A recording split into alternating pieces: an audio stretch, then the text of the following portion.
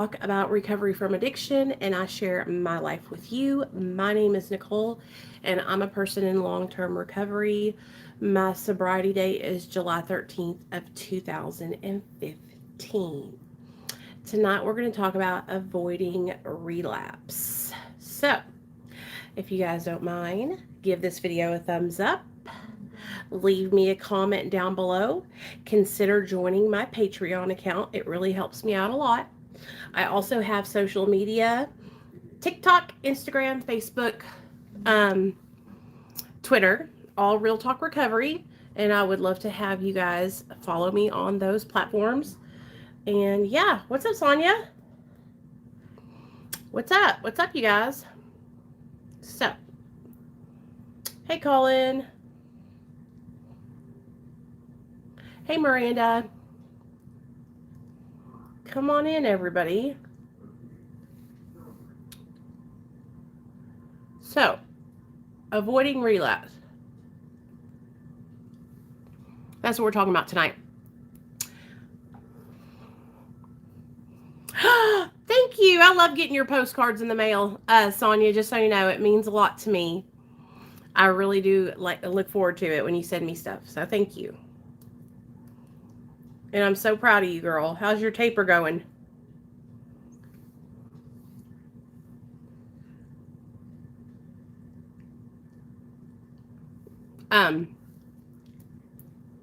Hey, Mary. I went live on YouTube last night, too. Good job, Sonia. Good job.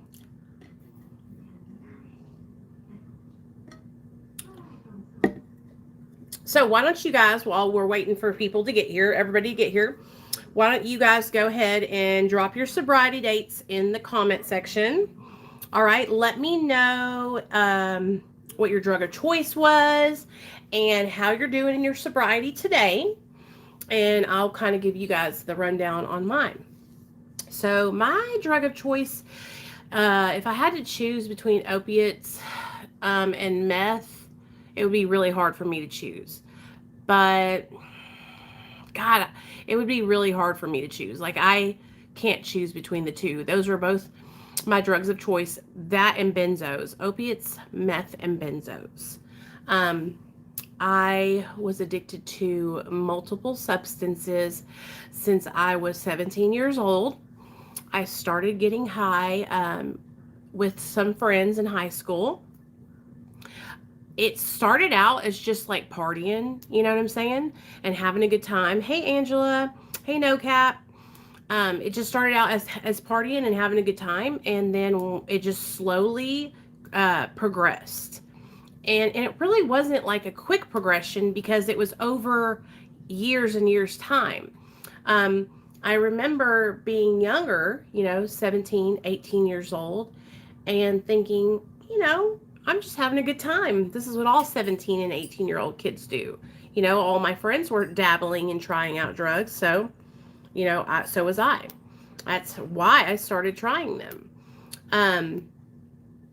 I was just reminded of something that had happened when I was younger. So when I was like 6, what's wrong, Onyx? Come here, baby. What's wrong? Let me itch you. What is it? Uh-oh. Something is itching him. Something is itching my baby. You okay? Something's itching my dog. Come here. Here, let me show you. Let me show everybody. Can I show everybody who you are? Come here. Come here. Say hi to everybody. Look at the camera. Look. Look who it is. It's you. It's you, my bubbles. It's you. Yeah. You feel better now? You had something on you that was making you itch. I saw you. This is Onyx. He is... Say hi to everybody. He's getting older. This is Neil's dog. He got this dog back when he was... I want to say that he had gotten divorced and he was dating this girl named Amanda. He lived in Conway. And he got this dog from the pound after his dog Brody got hit by a truck. Neil had another dog that was all brown, German Shepherd looking dog, What are you doing? Laying down on your belly. And he got hit by a truck, and Neil loves animals. Like, Neil is a super duper dog guy. And so when Brody got hit, Neil was super depressed and got Onyx. So I've had him ever since I've been dating Neil, which has been over like 10 years. So, oh yeah, this is what I wanted to tell you. So when I was like 16 or 17, you guys, um, like I was struggling with my weight. I've always struggled with my weight since I was younger. Um, my doctor wrote me a prescription for phentermine, which is amphetamines. It's legal speed. And I started taking it, and I lost like 40 pounds. And I remember I was so happy because, that's all I needed to do was lose a little bit of weight. I saw a girl's TikTok today, and she was like, first of all, she's not even obese. Like, she's super skinny. And she was like, I just took 2 phentermine and a Topamax and a pre-workout, and I'm ready to go kick ass. And I'm like, why are these doctors prescribing these skinny girls phentermine? Like, I don't understand it. Like, why are they doing that? How are these girls getting their doctors to prescribe them that? They're not even 110 pounds. Like, this girl's skinny, like a legit skinny girl. Um, but I remember doing phentermine for the first time, and that was like probably one of the first times I've ever done a stimulant. And the moment I tried it, I was like, wow, this is amazing. This is what I've been looking for all my life. This is what I need. And then I became a methamphetamine addict after that. Come here, Onyx. So, avoiding relapse is what I want to talk to you guys tonight. I want to know, have any of you guys been struggling with thoughts of using? Have any of you guys relapsed recently? And it's nothing to be embarrassed of. No reason to be ashamed, okay? Just be honest with me, because if you're not honest, then I can't help you, Nobody's going to judge you here if you have been struggling. We're all going to be here to support you. So, I have times where I think about using, okay? A lot of the times when I think about using, it's because I'm having stress. Maybe I had an argument with my husband, or my son's driving me insane. These dang doctors prescribe drugs they know nothing about. Yeah, I still do have very slight thoughts sometimes, but I've got to the point where I know not to act on it. Good, Colin. I think the only times it's even ran through my mind is when I tend to sit at home with nothing to look forward to. Boredom. Yeah. Idle hands. Yeah. So good. Good thing that you guys are keeping your minds busy and your hands busy, because that's super important. When I think about using, it's usually a certain substance for a certain reason. Okay. So like, since I have been feeling super self-conscious about my weight, one of the things that I was kind of, I want to say fantasizing, but thinking about using was methamphetamine. Whenever I'm like stressed out and not feeling like myself, I want to take Xanax so I can relax. And what I have learned how to do is to identify the reasons why I'm thinking about using those substances. And that's how I have figured out, oh, wow, it's because I'm feeling stressed. Oh, wow, it's because I'm insecure about my weight. There was probably 4 months ago or 3 months ago, there was a girl that I was close with who kind of came out of the woodwork and started really talking down on me about my weight. And she was trying to disguise it as tough love. And it was just real mean-spirited, the things that she was saying. It wasn't tough love at all. It was mean-ass shit. And for a couple months, it really, really bothered me. And I was constantly looking at myself in the mirror and thinking about how I looked and making sure I had makeup on all the time, because it hurt me, But I'm not in that. I don't feel like that anymore. And that's why I have gotten a little bit more relaxed and not so worried about my appearance anymore. But every now and then somebody will, try to throw it in my face to make me feel insecure, because they know how sensitive I am. They know that a lot of people see my sensitivity as a weakness, my vulnerability as a weakness. What are your thoughts on alcohol? Well, Colin, I'm a stickler when it comes to alcohol. I think it's a really dangerous thing to mess with if you are an addict. I know a lot of people who are just addicts and they're not alcoholics, right? Like they don't have the desire to drink till they get drunk, but but what happens is alcohol can lead them back to their drug of choice. I also believe that drinking alcohol, like it lowers your inhibitions, and then you start thinking about, oh well, I'm drunk. I need to sober up. I need to go get some cocaine. That was one of the things I always did when I would get too drunk was I would go get cocaine or methamphetamine when I was at the club. And so, sorry, I'm picking the bottom of my feet, you guys. I have the worst calluses on the bottom of my feet. I need to file them, but I am obsessed with picking them. So anyway, just keeping it real. I'll tell you a time where I thought about drinking. The last flight I took was I had to stop in Las Vegas. I think it was on the way there or the way back. I can't remember. Or maybe it was both times. But anyways, I was in Las Vegas at the airport, and it's like this huge airport where they have like slot machines and all kinds of stuff. And I was sitting there and I was like, I could go get me a margarita. I could go sit over there in front of the slots and just play and drink until my flight's ready, right? Good thing I didn't do it. But those are the thoughts that go through my mind, And all it would take is just one of those thoughts, me giving into that thought and me giving myself permission to do it, Actually living in recovery, heroin, opiates, alcohol. Hey, Brittany. Because I think about drinking and using sometimes a lot, but I just don't take action. I don't give myself permission to take that action. And so I think that if I didn't do so much stuff in recovery and I didn't work with others, I think that it would be easier for me to give myself permission. You know what I mean? But because like my life is centered around recovery and centered around helping others, that really helps me to not go out and use. Do you guys watch CG Kid? He has a YouTube channel, and he used to be like super duper dedicated to staying sober and like talking about recovery and like interviewing people who had drug addiction issues. And then he relapsed on just different stuff. And now he doesn't even really like to talk about being sober. He says it doesn't matter to him anymore. It used to matter, but now it doesn't.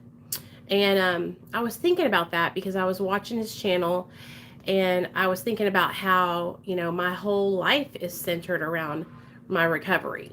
And a lot of my identity and my self-confidence comes from me being sober and helping people and being a part of a community that I'm proud of to be a part of, being sober and alive and having a good job and taking good care of my son, doing those esteemable acts is what makes me, feel good about myself.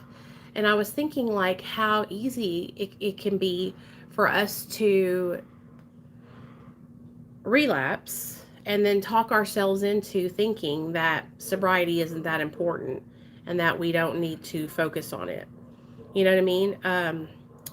And so I don't know. Sometimes I get worried because I think, is that going to happen to me? Am I going to get to a point where I'm burnt out on recovery and I don't want to talk about it or be a part of it anymore? You know what I mean? And then I think, no, that won't happen. As long as I continue helping others, giving of my time freely to help other people and being humble in that point and making sure that I'm, filling my cup back up, I should be okay. But I think about that sometimes. I think about how I see friends of mine who were really, into the recovery world, and then they relapsed and something happened, and now they're like not into recovery. And it's like, Is that because it doesn't serve you to be into recovery anymore because you're not in the same place you were? You know what I mean? Like, I wonder about that sometimes. Um, I don't know. I don't know what I'm trying to say, but I worry about that with myself. Like, to, I don't want to fall off the wagon and then not be focused, you know? I don't know. It's, to me, my life was so centered around drugs for so many years. Okay. For 13 years of my life, I was addicted to drugs. And so getting sober and changing my life after being in addiction for 13 years, this has been such a positive change for me getting sober, you know? I want to send you a little reminder. Aw, thank you, Sonia. Um, I don't know. I think about that sometimes. I've been thinking about that a lot lately. Sometimes I think about, well, what if tomorrow my YouTube channel and TikTok and Dr. B and everybody just disappeared, right? Like, what would I do?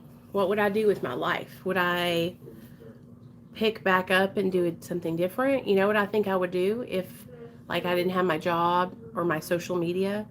I would go find a job helping people, whether it be like as a social worker or um, it would be something helping people. That's what it would be. You've been at it for almost 5 years. The best predictor of future behavior is. Oh, yeah. So it'll be 6 years sober this July, Mary. 6 years. It can be easy to forget about it because you're doing so well and life happens. But I don't think you'll ever stop talking recovery. Yeah. So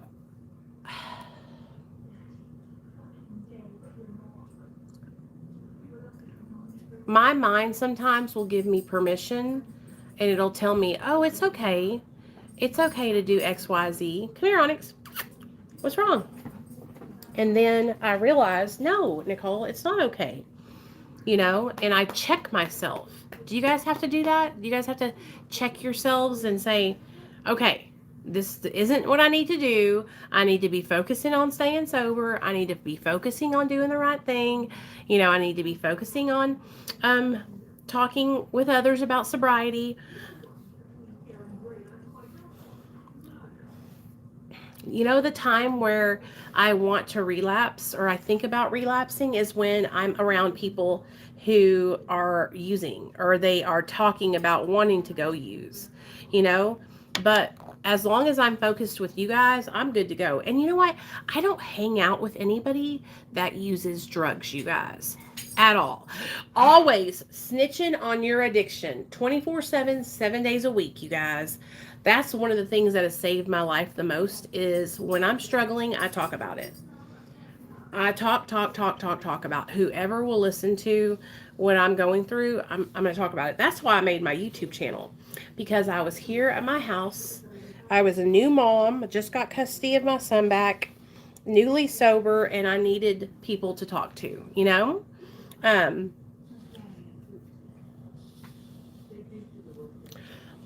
Lisa says, hey, random question, but I'm freshly in recovery. Do you know if it is typically acceptable to use cannabis while on subs by doctors? So, Lisa, it really depends on like what state you live in and whether it's legal or not. Here where I'm at, it's not acceptable. And if you are utilizing cannabis and you go to the clinic that I go to, you will get bumped back in phase, and you can't move up past phase 1 or 2 or something like that. So you have to see the doctor every 3 weeks, which costs you $200 every 3 weeks. And so that's their way of punishing you. If you use marijuana, you have to pay more. Um,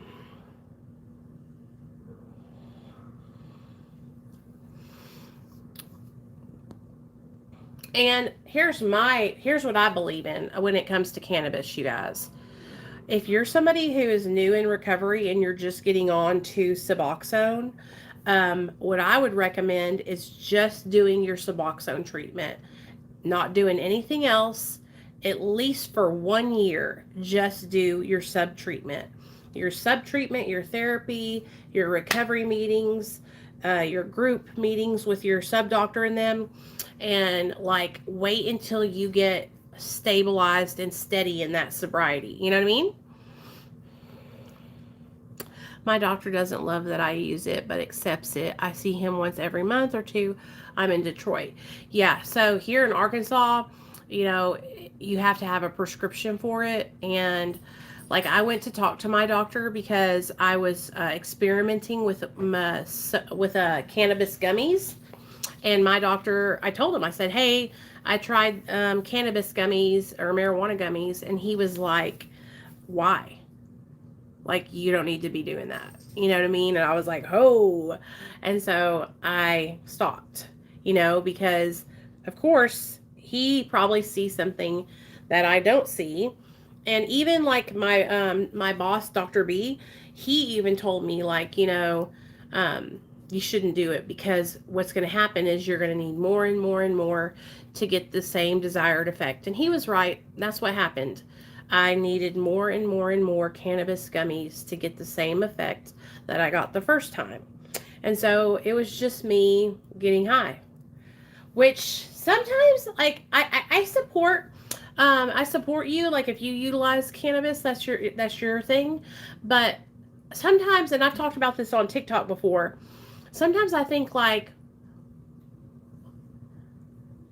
I know the way marijuana makes you feel, and I wonder if people are just using it and staying stoned all the time. Like, how is that good for you?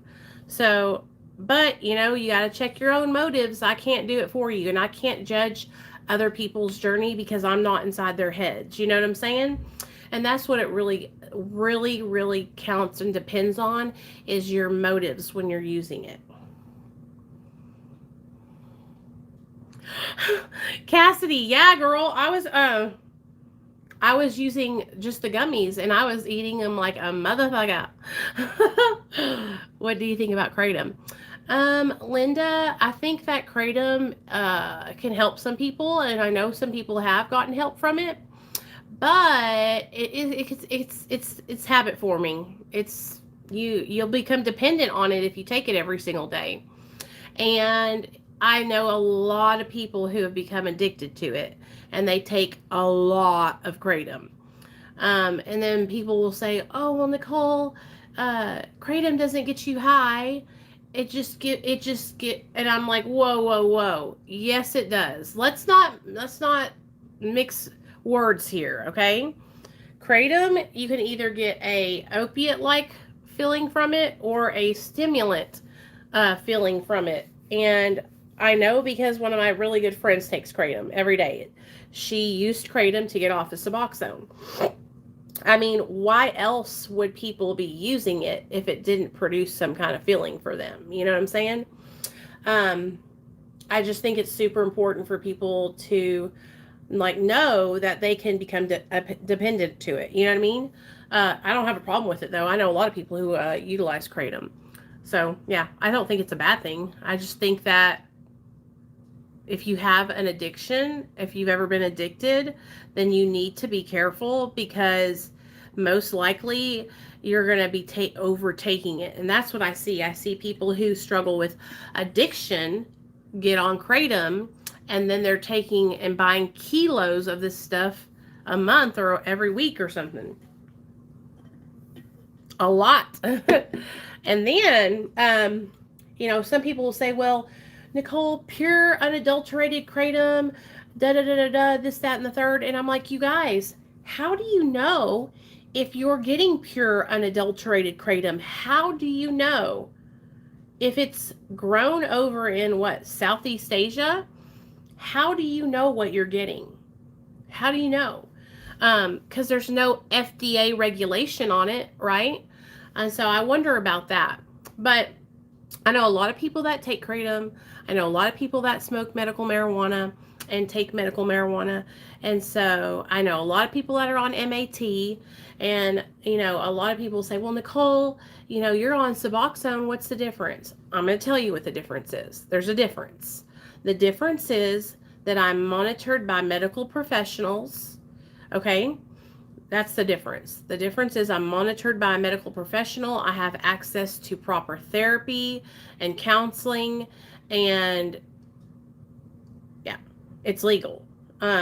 Because I'm, monitored and I have a legit prescription. Some people say, well, it doesn't matter if you have a prescription. It's still the same thing. For me, as a drug addict who abused drugs for 13 years, it does matter that I have a prescription, because there was a time in my life where I was taking anything and everything off the streets, off of you, and just putting it in my body. And so now I'm actually being more careful. I'm actually trying to make sure I don't do those kind of things. And so for me, it's important that I'm only utilizing medication that's prescribed to me. You know what I'm saying? It might not be a big deal to other people, but to me it is, because, like I said, I was buying shit off the streets and doing shit illegally for a really long time. Also, by obtaining a prescription from my doctor, I have somebody who's working with me and helping me taper. I'm an addict, and I know all about how we say things like, oh, I'm going to taper off of this, right? And we have the best of intentions. We're trying to taper off. We're trying to get off, right? But it's just in our control, and it's hard. And so when we have somebody to help us, like a doctor or a nurse or therapist, it makes it a little bit easier to have that support. So, but I support you. Whatever you do, I support you. It just ain't for me. Um, and that's one thing that I've learned, is that just because, like, I don't take kratom or smoke weed, doesn't mean that I can't love and support you guys if you do. You know what I mean? And it doesn't mean that I think less of you if you do. It just means that it's not for me. You know what I mean? I can't. It's just not something that works with my body. And that's how I am. Like, I'm one of those people that's like, I always have to go to the next extreme with drugs. It's like I can't have any middle of the road situation. It's either balls to the wall high or nothing at all. You know what I mean? What's up, Sinalasar? What's up? Um, but yeah, you guys, whatever you want to know, just ask me. Plus, once you are in a steady dosage on Matt, yeah, there's no euphoria at all. And that's super duper important. Oh, hey Mary, what's up, girl? Why do you feel ashamed? Why do you feel ashamed? You don't need to feel like that. Hey Nessa. There's nothing to be ashamed of, honey.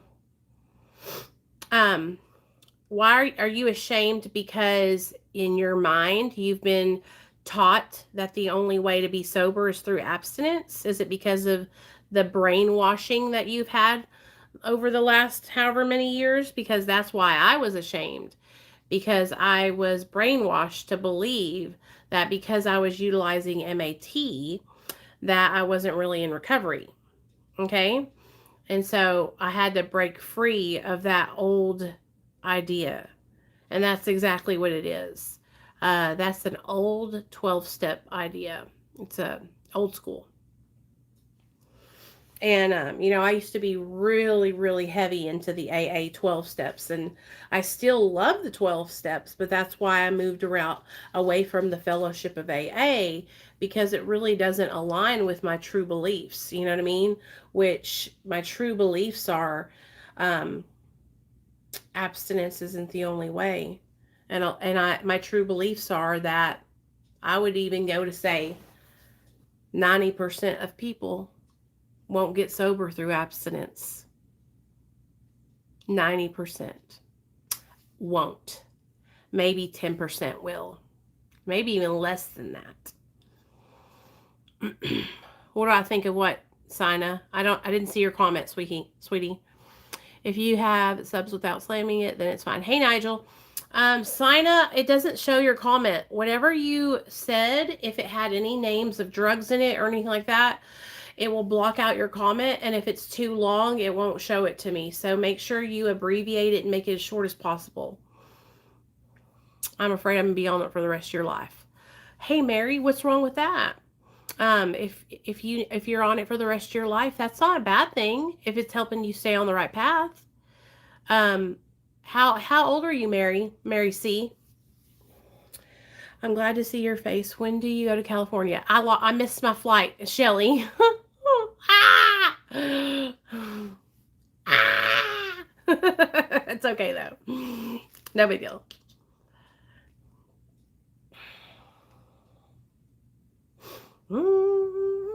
And you guys, it's taken me like 5 years of advocating and speaking out about MAT to get to a point where I feel like I'm confident and I don't feel ashamed anymore, you know? Um, so that's what I have. And also, just so you know, Mary, you know what I always look at? I look at it like this, girl. Um, well, Mary, you're fun. You listen to me. The reason why I was asking you how old you were is because if you were like young, like 20 something or something, I was going to say, well, you don't have to stay on it for the rest of your life. You could always taper off because, you know, when you're young, you can bounce back. But girl, I wouldn't even be tripping. Live your life. Take your Suboxone and live your life. Are you feeling okay? Are you having negative side effects from the medication? Is it helping you? And I wouldn't worry about it. You know how many calls that we get on Dr. B's phone line from people that are 50 and above? Okay, 50 and above that are, yeah, there are two Mary C's. 50 and above that are either on a benzo or an opiate, like Suboxone. And they call and they're like, should I get off? I need to get off. I shouldn't be taking this. And honestly, I ask them, I say, why? Why shouldn't you be taking it? What's wrong? You know what I mean? Is it helping you? Yes. Well, then why do you want to get off of it? Because I saw a video about somebody saying it's addictive. And I'm like, baby, you live your best life, okay? You are just going to be fine. And so I don't even think it would be anything to worry about. You know what I mean? I would just ride it, girl. Ride the wave.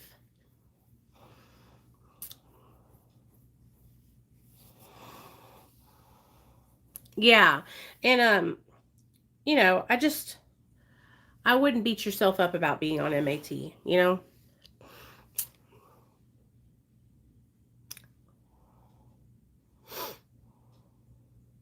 I'm almost 40. I'll be 40 in March next year. And you know, I even think sometimes like maybe I won't get off Suboxone. I don't know. I might not. Um I know that I'm tapering and I've been doing good, but I'm not in any hurry, you know. And I used to let people kind of make me feel guilty because they'd say, "Oh, you're still not off Suboxone yet." So I've never been in jail or convicted, but I thought about going to rehab lately. I'm not a frequent user, every blue moon, you could say, and I just got out of the army. Should I go or should I get a job? Well, you just got out of the army? Okay. So, how's your mental health? Are you drinking or using because of your experience in the army or because of your mental health? Um, because this is what can happen. So you might just be using every now and then right now, but if you continue doing that, it can progress. And so it can start out as just like on the weekends or you know, to the weekends start bleeding into Monday, then Monday starts bleeding into Tuesday and so on and so forth. So forth. That's what happened to me. Now, if you're still at that point where it's like just an every now and then kind of thing, what I would do if I was you is I would get into therapy. I would get myself a psychiatrist or, you know, somebody I could talk to. Um, get into therapy to where you're going like twice a month, right? Like seeing your therapist, working on stuff, talking about stuff, processing through stuff, talking about addiction and recovery, talking about your drinking and using, and that will help you. So that way you can use that as a preventative, so where you don't have to go to rehab. You know what I mean? Um, what is it that you're using every now and then? Is it alcohol? Is it heroin? Is it methamphetamine? because that also has something to play with it. So I know a lot of people who they'll start out. It's okay, methamphetamine.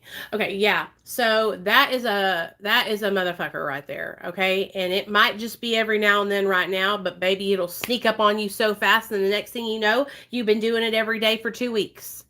Okay, and you hadn't slept. All right.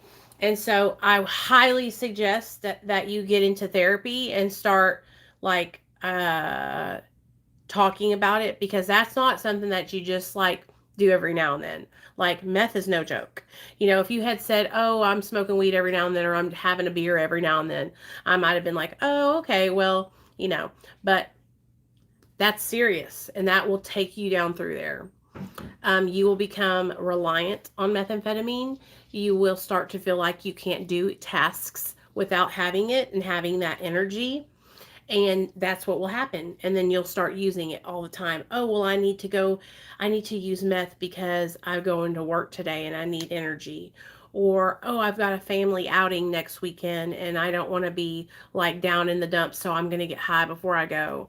And before you know it, you will be a full blown meth addict like I was. Okay? So, yeah. If you don't want to do therapy, then look into outpatient treatment, which is just like groups with other people that are in recovery and a counselor. Um, Also, you go and see your primary care doctor and let him know that you've been experimenting with methamphetamine, and have them do a mental health assessment on you, a psychological evaluation. That way, if you have any underlying mental health issues, you can get those treated too. Because I know that one of the reasons why I used meth is because, well, one, I was insecure about my weight, and two, I was self-medicating. And so you might be self-medicating because you don't feel right, you don't feel on, you know what I mean? Hey Leslie, what's up, girl? Hey guys, check out the recovery scene. She just came into the chat. She's got a YouTube channel too, and she uploads videos and she does interviews with other people in recovery. So check her channel out. She's really cool, and her name is Leslie. Uh, yeah, anytime, man. And listen, like, I don't just want to be like, oh my God, you need to go to rehab right now, right? Because, I mean, you don't have to, but you just the fact that you're asking the question, like, hey, tells me that what you're doing is wrong, and what you're doing is dangerous. And that methamphetamine addiction creeped up on me because I was using it recreationally. Okay, I was using it with my friends. I was using it um, to party and have a good time, and it slowly became an every single day thing. And it became almost like opiates, to where when I got up, I needed to use meth because it made me feel regular. It made me have it. Like, I felt like without meth, and that's how I feel now to this day after being off of methamphetamine, I feel like I never will ever have the energy that I had before I used meth. I feel like my mind is constantly telling me, oh, well, this is what energy is supposed to feel like. And what my mind will revert back to is meth energy, which is not what normal energy feels like. But because that's one of the only things I can remember of me having energy is when I was high on meth, that's all I have to relate it to. And so I'm constantly having to tell myself, meth energy is not normal energy, Nichole. Meth energy is not normal energy. You're not going to be fucking twacked out of your mind, Nichole. That's not what it's like. And so when I got on the thru, so y'all know that I'm on these diet supplements, and they're totally legal, over-the-counter dietary supplements. And the thru is just like helps with your blood and all that kind of stuff, and then the boost is a stimulant called octadrene. And so when I first started taking it, one of the concerns that I had was that it was going to make me like tweaky. You know what I mean? And so I took it and it didn't do that at all. But like those are things that, I have in my mind like, oh gosh, I can't even do anything because, you know, it's like the only energy that I can relate to is that tweaky energy. I don't know how to explain it. It's hard because now that I'm sober from 13 years of meth abuse, it's like my body is on dead E. Do you know what I'm saying? Like I don't have any engine. It's like I have to rev my engine up and get it warmed up before I can do anything because I have no energy in my body left because I have depleted all of it, all of the serotonin and dopamine and all that good shit that's supposed to run through your brain. Yeah, I don't have that anymore. And so I'm literally running on fumes, baby. Fumes. So yeah, get that shit taken care of, man. I'll tell you this too. Probably like 4 months ago, maybe 5 months ago, maybe 6 months ago. I can't remember. Me and Dr. B, we had a patient call that was abusing meth, and he had been smoking meth for like 20 years. Okay. He was a little bit older than me, like 45, and he was like, I've got to stop doing this. Like, he literally had a great job. He worked for like the government, right? And he was just like a regular dude. Nobody knew that he was on meth. And this is true. Nobody knew. The only person that knew was his wife because his wife was also in recovery. And so after all those years of using meth, it was like just something like he took like to go to work in the morning, like a vitamin. And his body had just become so used to smoking it that it was just a working part of him, and he had the hardest time transitioning to staying sober, like, because there's not any medication that we could give him, or at least there wasn't at this time that we could give him that would kind of like assist with that feeling. Now what they're doing for people that have meth addiction is they're giving them Wellbutrin and naltrexone. I can't remember which one it is, but it's that stuff combined, which I think isn't that Contrave? Yeah, I think it is. They're giving them that for meth addiction as an MAT treatment, which I'm already on Wellbutrin, so it has helped with a little bit of my energy, but nothing like meth. So I hope that helped. I kind of went off on a tangent there. What else do y'all got for me? What other questions do y'all got today?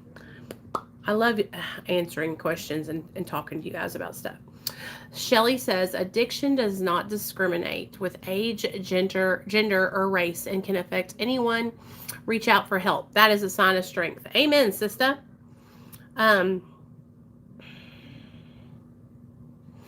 Yeah, so one of the things I think that is hard for people to do is when they're triggered or they think about wanting to use, they start thinking in their mind, oh my God, I can't tell anybody that I've been thinking about wanting to get high because then they're not going to think I'm in recovery, or they're going to think that I have been using, or they're going to look at me like, do you not have recovery? Let me tell you guys about something that happened to me a couple weeks ago, maybe a month ago. About a month ago, I had a little altercation with a boy on TikTok. Him and his friend were making videos trying to sell these things called detox boxes for $100 a piece. And they were both homeless, living out of a hotel room. And so I stitched one of their videos and was like, hey, you need to put your sobriety first. And it caused a huge uproar in the recovery community. All these people started coming after me and talking shit and being fucking horrendously rude to me and shit, because I told these boys that they needed to focus on their sobriety, not worry about selling detox boxes, and they needed to worry about getting stable housing and all this kind of stuff. Well, that's so funny to me still. After that happened, where was I going with this conversation? I wanted to tell y'all something for some reason. I totally lost it. Anyways, they got mad at me because I blew up their spot. They were trying to basically make money off of the recovery community by selling these $100 detox boxes, and their intentions were to make money. It wasn't giving a fuck about helping anybody. It was about making money. And when I put them out on blast, it put a hump in their game. Well, about probably like a week ago or two, the kid comes on to social media and he's like, I got to take care of my sobriety. I'm going to be taking a break. And I'm like, well, what do you know? Like, why don't we listen to each other when we are looking out for each other, instead of thinking it's somebody being mean or trying to hurt you? It's really somebody who's been down that path before you, and they're trying to let you know, like, hey, I've been there where I thought my shit didn't stink because I had 90 days and I was running around trying to help everyone with 90 days sober, and I almost fell and relapsed. You know what I mean?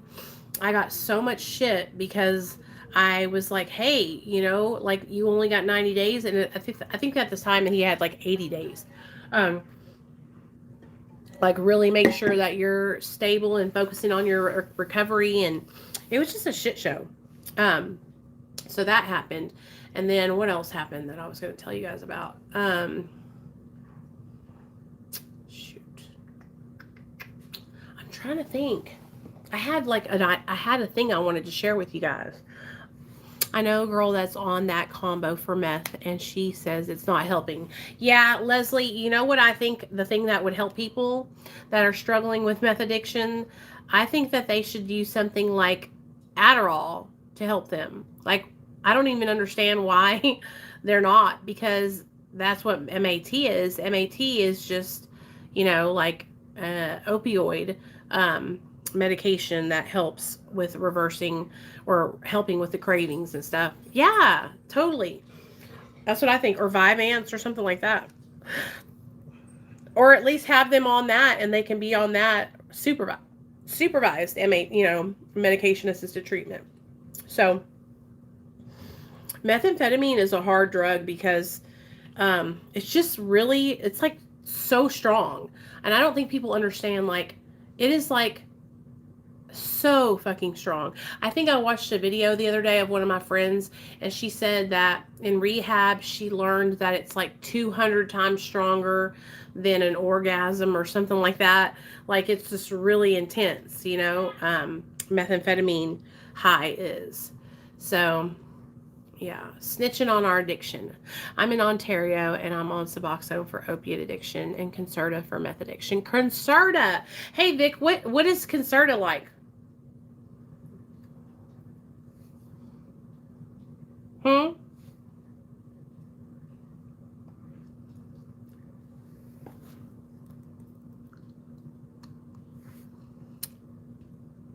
Is that like ADHD medicine? I think it is, isn't it?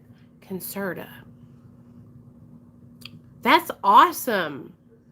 That's so cool, Vic. That makes me so glad to hear that. Yeah, that's how Wellbutrin was when I first got on it. It gave me that little kick, and then it leveled out. So, but I take it, and it helps me. You know what I mean? That's so awesome. I'm going to have to talk to Dr. B about that, because we have so many people that come to us that are meth addicts.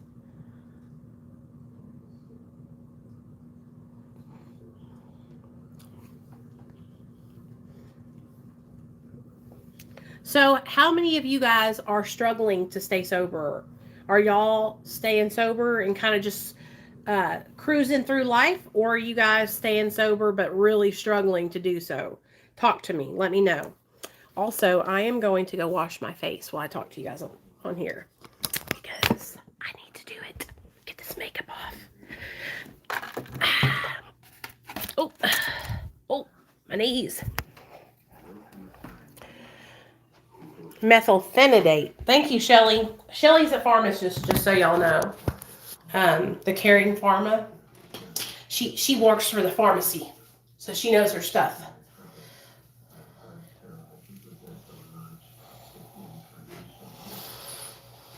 That's good. Sky, how do you feel being on Suboxone? Y'all don't understand. It took us like, what, 2 years to get Sky to finally take the plunge and get on MAT? That girl right there was bucking the whole way. She was not trying to go.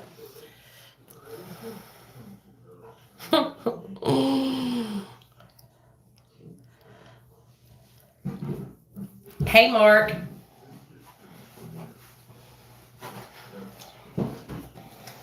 Stubborn as hell.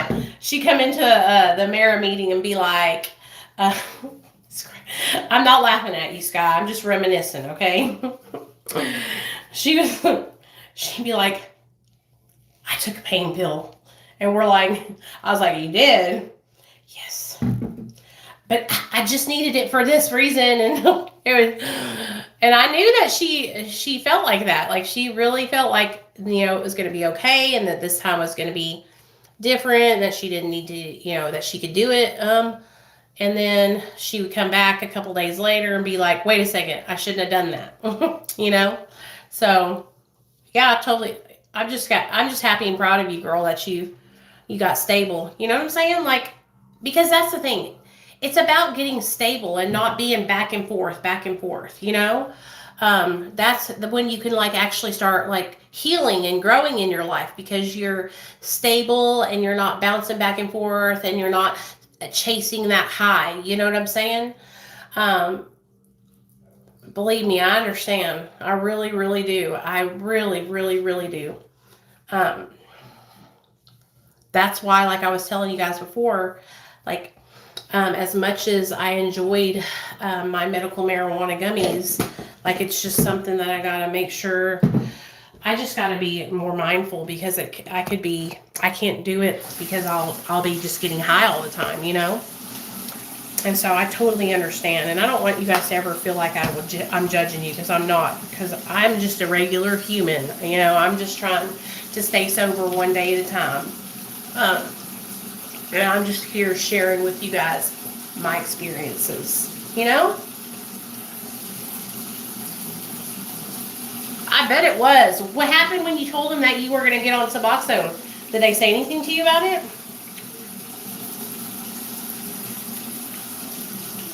It is hard. It's breaking up with your boyfriend, basically, right? Opiates were your friend. Opiates were old faithful. Opiates were your release, You could have a hard day or not feel good or get off work, and you knew that you had your opiates, hidden in the drawer at your house, there if you needed them to fall back on. And now it's like you pulled the rug out from underneath yourself, and you have to stand on your own feet, which can be hard sometimes, believe me. And then it can feel like nobody understands and that you're all alone. I know how it is. I go through that sometimes still to this day.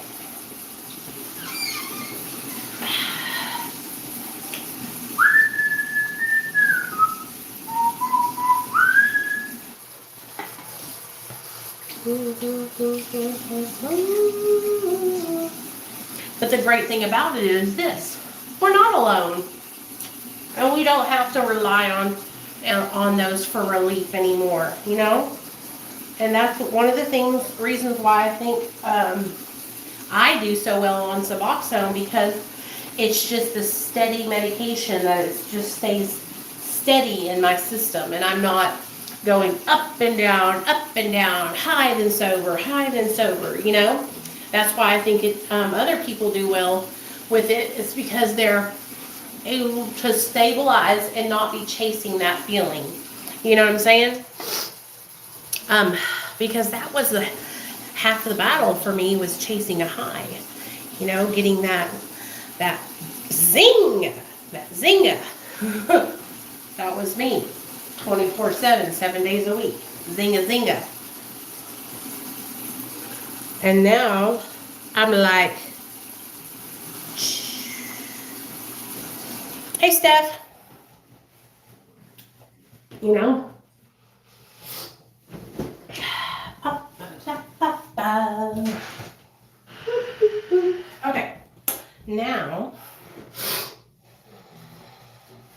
And then once we stop chasing that high feeling, that up and down feeling, then our minds and our attitudes and our mental health starts getting stable where we're not bouncing back and forth.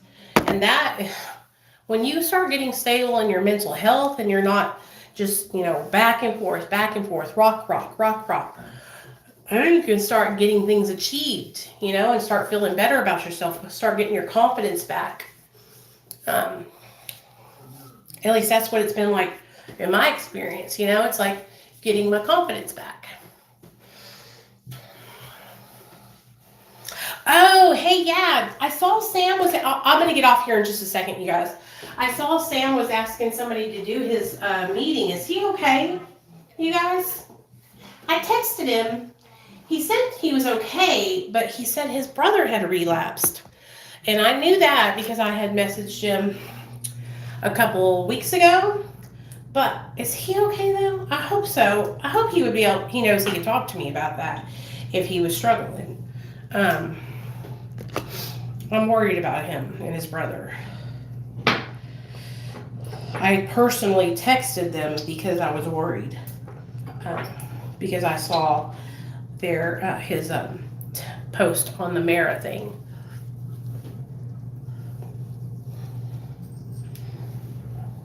Yeah, I saw he posted it himself though. He said somebody said that he was looking like messed up or something.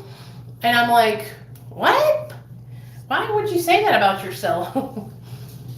He must have been really tired or something. I don't know. I don't want to judge. I just hope he's okay. Because I really, really, I love Sam and I love his brother. They're super sweet people, you guys. When I went to California, they were such good hosts. They come and stayed with me and we had a great time and we stayed up all night laughing our asses off. Him and his brother are hilarious, dude. We ate like a 4-course meal of Chili's. It was actually very fun. I'm going over to my mom and dad's house tomorrow, so I'm going to try and get my mom to do some drug addict recovery videos with me, like answering questions for people's parents that, who are struggling with addiction. And my mom can share about how she dealt with my addiction and me being addicted, which my mom was a straight savage, dude. When I was in active addiction, she didn't take no shit, man. She was just like,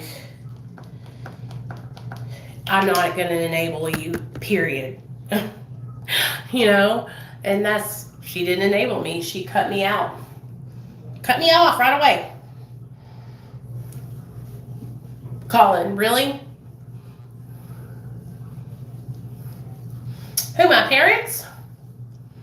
My parents love everything about my social media. My mom is so proud of me. She's actually made a video on my TikTok, several. I have like 10 videos with my mom on TikTok. But one of the questions I asked her was, what are you most proud of me for? And she said, I'm most proud of you for giving back to your community and helping other people who struggle with the same affliction that you do. Yes, she does, Sky. Yes. Teresa. She still has her channel. She has a TikTok channel too. Mother of an Angel Daughter is what her TikTok is, I think. She's super duper sweet. Like, really genuine, just a good person.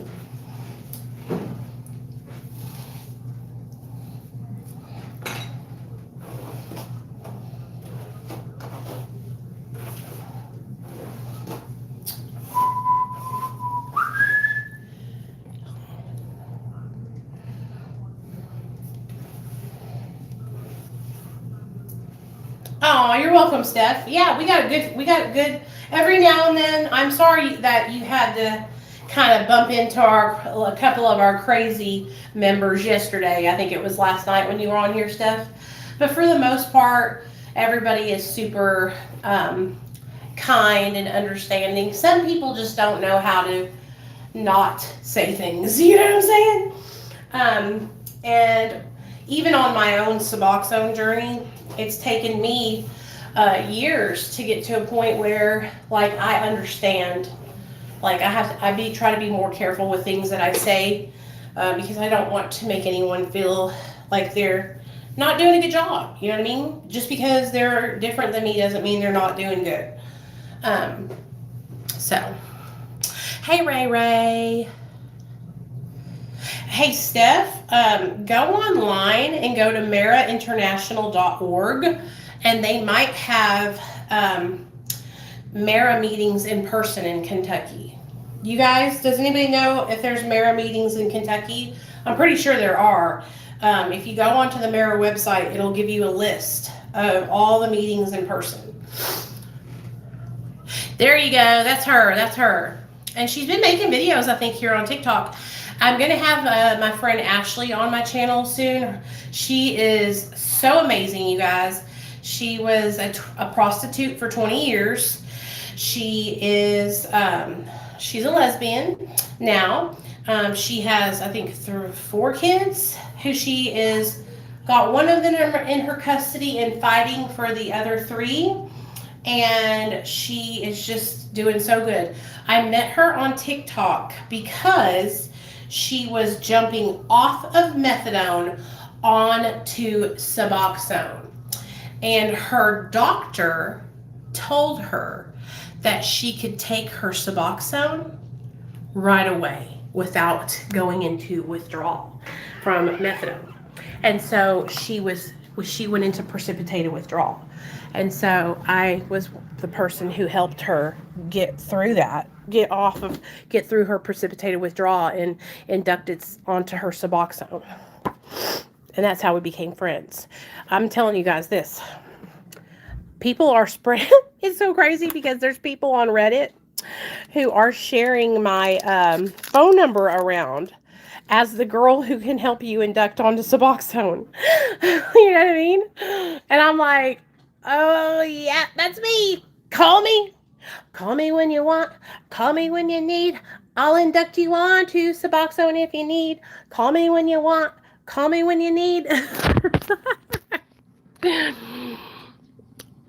Hey, Staten Island, what's up?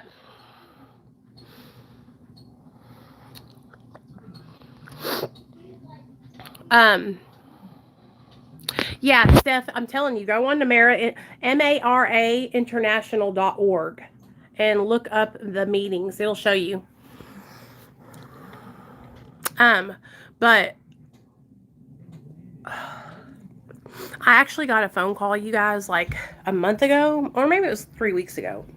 And it was a kid. He couldn't have been more than 20 something. And he was like, really, really scared to get on MAT, and he didn't know what to do. And so he got my phone number off Reddit. Reddit, y'all. Crazy. There we go. Yeah?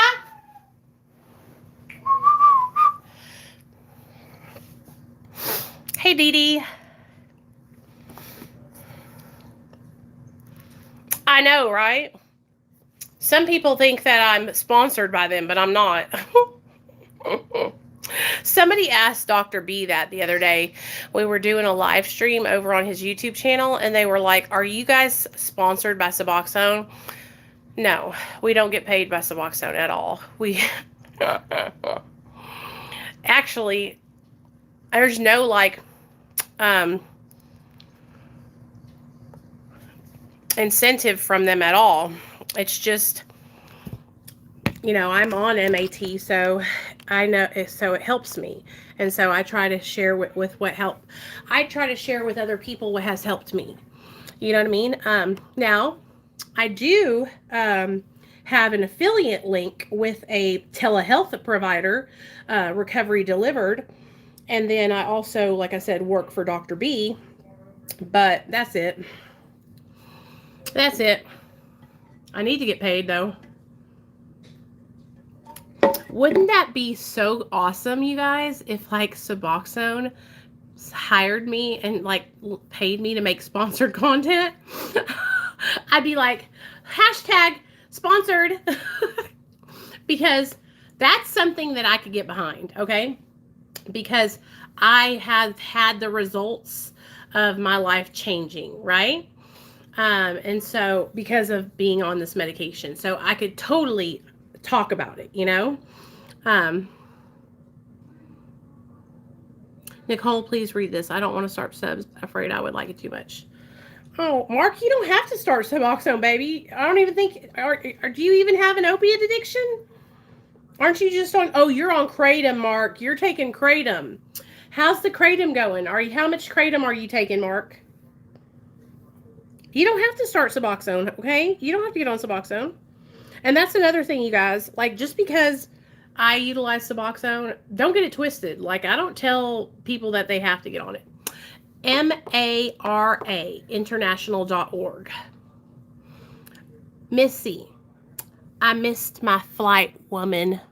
I missed my flight. A day, 30 grams a day. So somebody came in earlier, hey Julie, and asked me about what I thought about kratom. Okay, and this is what I was talking about.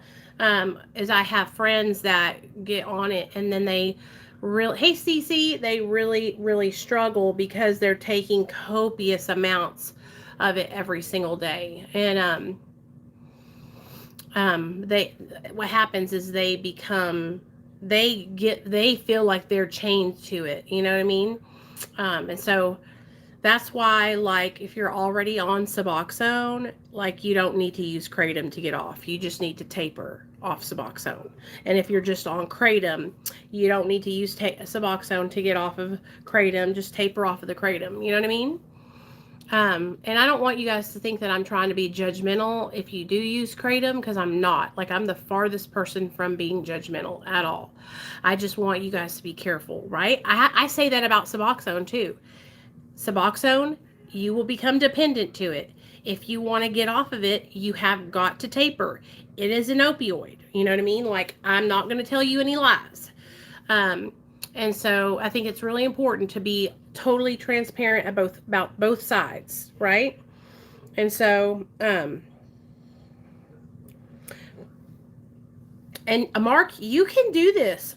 What you need to do is just slowly start taking down your grams that you use. If you're using 30 grams a day, why don't you start using 25 grams a day instead, and do that for a couple weeks, and then go down to 20 grams, and then go down to 15, and then 14, you know, and so on and so forth. What time do I take my doses of Suboxone? In the morning and in the evening, 7-ish. In the morning and then at 7. And I'm taking 2 milligrams, so I take 1 in the morning, 1 in the evening.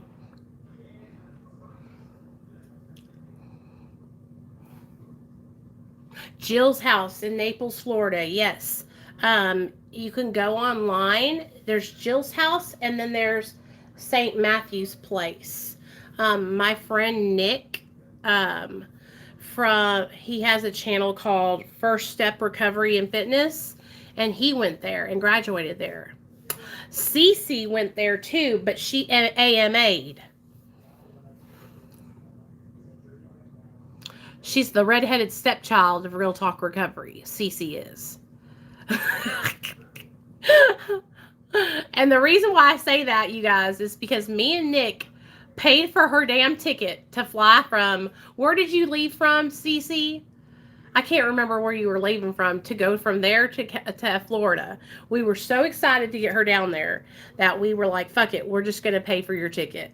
And so we got her down there. She got into the treatment center, and I was like, yes, she's got it. She's going to do this. And then like a day later or 2 days later, I get a phone call, and I'm like, why are you calling me? You're not in the rehab. What's going on?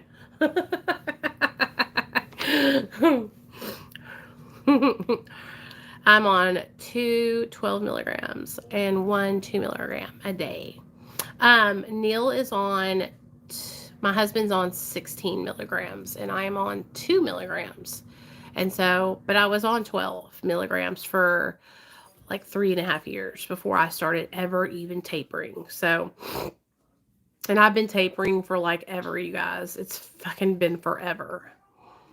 I stopped pain management because I did ayahuasca and kratom helped me stay away from pills for a year, but over 4 grams gave me headaches. In 2018, I had surgery and went back to pain management. Cece, are you staying sober now? I think you are, aren't you? Last time you texted me, you were staying sober. If so, I'm fucking proud of you, girl. You're a badass. Badass. Did you get on MAT yet? Or did you not decide not to do it? I'm really happy that I'm really proud of you, Cece, if you're staying on the straight and narrow. Hey, Julie, what's up?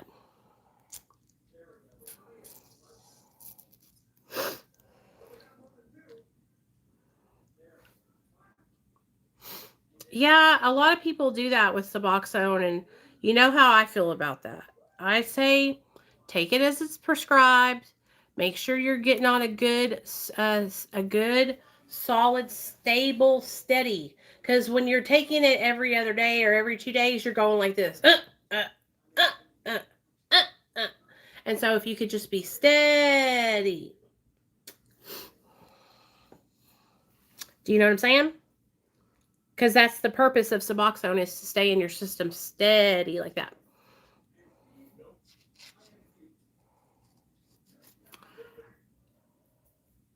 Oh, really, Steph? See, here it's the other way around. They won't pay for the name brand. They'll only give us the generic ones. I actually, I take the Dr. Reddy ones. And I remember when I first started talking about the generics, there was a bunch of people here on YouTube who were saying stuff like, the generics aren't the same and yada, yada, yada.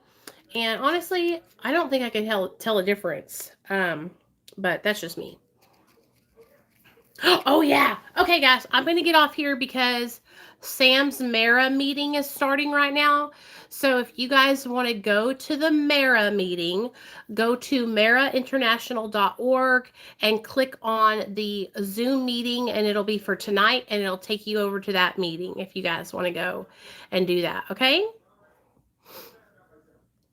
Somebody that I'm close to is using meth and smoking and snorting it.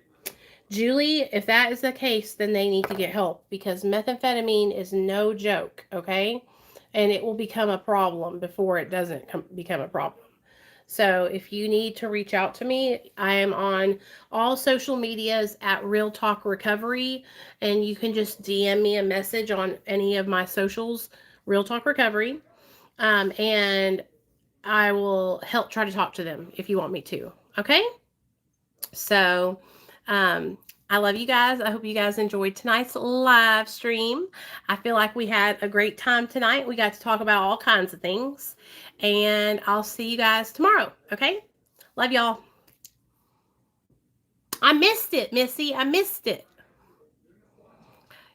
Be safe, you guys. Bye, you guys. Love y'all. Like I said, if you need to talk to me, you can DM me on any of my social medias at Real Talk Recovery, or you can check out the 1-800 number in the bio of my videos. Like, you'll have to go through my videos, but it's in one of my videos on here. It's a 1-800 number, or it's on my TikTok account, and it comes straight to my phone.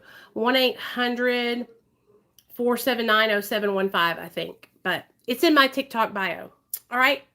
Night, you guys.